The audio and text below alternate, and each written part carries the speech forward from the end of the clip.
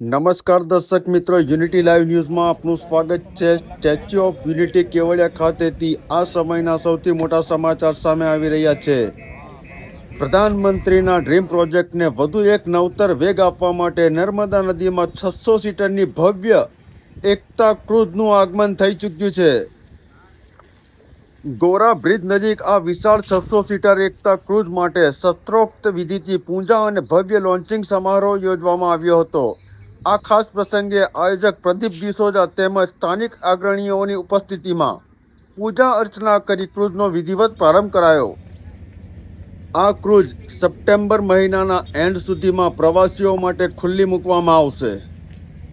હવે statue of યુનિટીની મુલાકાતે આવતા દેશ વિદેશના લાખો પ્રવાસીઓ નર્મદા નદીના પાણીમાં સવાર થઈને વિશ્વની સૌથી ઊંચી પ્રતિમાનો અદ્ભુત નજારો જોઈ શકશે।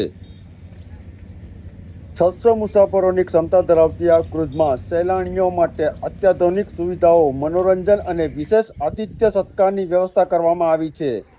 કેવડિયા આવતા પ્રવાસીઓ માટે આ નવીન એકતા ક્રૂઝ આકર્ષણનું મુખ્ય કેન્દ્ર બની રહેશે। તમામ તાજા અને મહત્વના સમાચારો માટે જોતા રહો યુનિટી।